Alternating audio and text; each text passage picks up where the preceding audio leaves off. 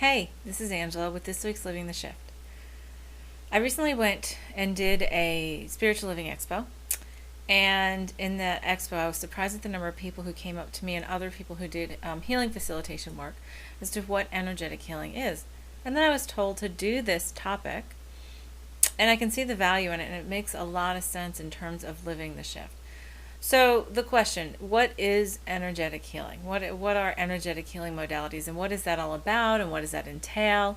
A lot of people want to explore it, and they're a little bit intimidated because they're like, well, what goes on? Is it like some really wacky thing, And it's actually gone on for thousands of years, and it's actually part of, in living the shift, what it's doing is it's helping us remember how all of this, every single part of this physical presence is truly an illusion. And we are part of the divine, and being part of the divine, we can clear out any muck we so choose. And the key is to make sure it doesn't serve us in any way anymore. And if there's any resistance, we can release the resistance. We can change all of the stuff around that so that we have a clear and open line back to the higher self and back to our own divinity. So what does that mean, right? Well, there's a ton of different what we call energetic modalities, energetic healing modalities. And some call it hands-on healing. It's sort of like what Jesus would do, according to the scriptures, and putting his hands on somebody to heal them, to help them heal. But the key here is this. There are, and up until today, in the past, in history, we have deemed those who are healers to be somebody, special or different, or only some people can do it and some people cannot. But the key is truly this. Now, I do healing work. That's a good majority of what I do. And the key is that I do not call myself a healer. I call myself a healing facilitator. And I love that. That term actually came from a friend of mine who does this work as well.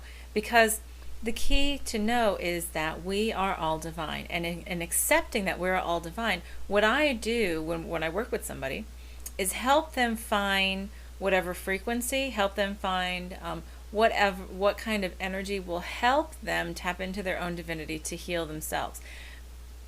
Which explains a lot of things. It explains like when you have people you're working with who you can do everything in the world, but if they are truly not ready to give up something, or they've identified with it, they've identified it with their pain body and made it part of their identity, as long as they feel it still serves them in some way, they won't give it up. A lot of times there are all these underlying beliefs on why they have to, or agreements and stuff.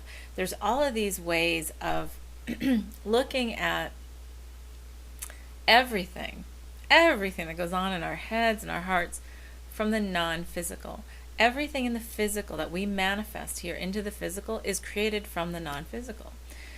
And so energetic healing modality is truly coming back to our source, our divinity, and realizing that we are of energy, of unconditional love, and unconditional love is the highest vibration. So if we want to get into sort of the technicalities, which, I sort of say, well, I don't know how technical it can get, but everything in this universe has a vibration. Our bodies have a vibration. Every organ has a vibration. Every cell has its own vibration. We all vibrate at different levels. Even this solid desk, where you think it's solid, this is basic physics. Even where you think it's solid, the molecules, the atoms are still moving. It's just a matter of how fast and how slow, and that sort of indicates what we call, what the mass is, all that kind of stuff. What if it's a gas, a liquid, a solid, but everything always has a vibration to it. We do a lot of things. We've discovered that things like as simple as sound, certain sounds actually heal us. Singing heals us. Music heals us.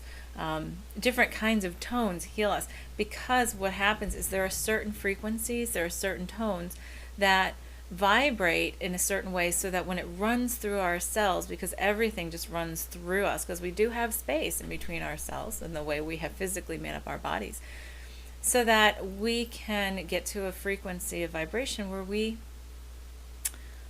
clear out anything that's mucky, anything that's weighing down those cells. And so that all comes in, though, from the non-physical. And it changes our perspective on how to heal ourselves. the key ultimately is for all of us to remember our divinity, all of us to remember that we can heal ourselves of everything, everything and anything. I have seen some miraculous things when somebody is really truly ready to let go. And I'm telling you, I'm talking about addictions, I'm talking about allergies, right? I'm talking about chronic stuff, cancers. There are stories where somebody has, had near-death experiences when they were like stage 4 plus cancer all over their body, stepped out, saw exactly what was causing it, just cleared it all out, came back, and then the cancer was gone. We all can do that, every single one of us. So we're in this, in living the shift, we are truly coming back to this empowerment of knowing that we can clear ourselves of anything, that we can clear out our pathways, that we can release any and all sicknesses and irritations and anything that we manifest into the physical. So that's what energetic healing is all about. And they're all different kinds. There's so many different kinds out there right now. Some of them, many of them help. So as a healing facilitator, what happens is, say I would help someone find what I call their flavor of ice cream, find what frequency that they haven't remembered yet how to access on their own, find what frequency, what vibration resonates with them and through them and with them non-physically as well as physically, so that they can release anything that doesn't serve them in the highest and best way. And so, you have all the people you have so many who want to talk about the physics or the science around it. And what's really interesting is they have done a series of experiments. There's a book that Lynn McTaggart, the author Lynn McTaggart, wrote. It's called The Intention Experiments, and there's a lot of little blips about this, like up on the internet, on how they've done these studies, and scientists did these studies where they showed how light particles actually acted differently when we watched them and expected them to act one way, and when we didn't watch them, they acted a completely different way. They did a whole bunch of these different replicatable, if that's a word, experiments where replicated experiments where they had the same results. And part of it had to do with how much attention to what we expect and to the molecules and atoms and stuff, how that actually can change their behavior. Well, that's a really big step in terms of knowing that we create our realities, knowing that we create what's in our bodies. There's an entire organization called the Institute of Noetic Sciences that investigates all of this stuff, and they have some really, really fascinating studies that are very compelling in terms of some sort of scientific proof that we can actually do that. And that includes the placebo effect, what many people call the placebo effect. And all that is, in essence, is sometimes it has to do with beliefs. And the placebo effect is if I feel like I am going to heal, regardless of what I'm given, I heal. And it's a different way of looking at the placebo effect. And that's the key.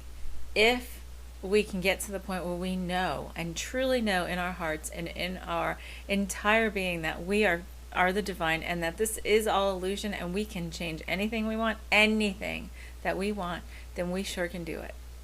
And like I said, so that's what energetic healing is about. So they've done all these studies, and they have shown things like Reiki, which is probably one of the most well-known energetic healing modalities, how Reiki, and what they do call the basic hands-on healing, and how Reiki does have very beneficial effect to people, and they've done studies on this, to people who are like post-operative, pre-operative, who have terminal illness and things like that. And in healing and different modalities do the same thing. I have seen instantaneous healings. I've seen myself. I've had cuts that were open and bleeding, and I've actually changed it in a matter of seconds. When we get to a point of truly understanding and taking our empowerment back into us, taking our divinity back and saying, I can do this, then guess what? We can. We can do anything. We are limitless. So that's part of living the shift. The living the shift part is to shift our consciousness away from thinking that somebody else needs to heal us. I spend a lot of time working with people and teaching them how to tap into their own divine abilities, Yes, I help them clear the way. I help them clear out some blockages and things that are holding them back in their lives.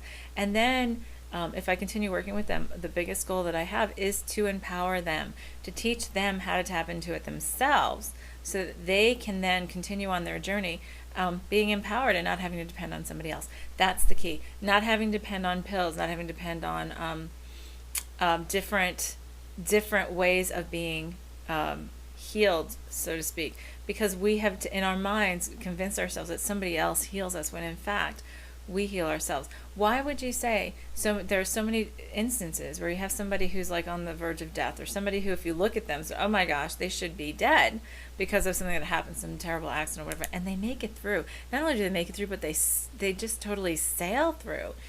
It's all about the power that we can access within ourselves.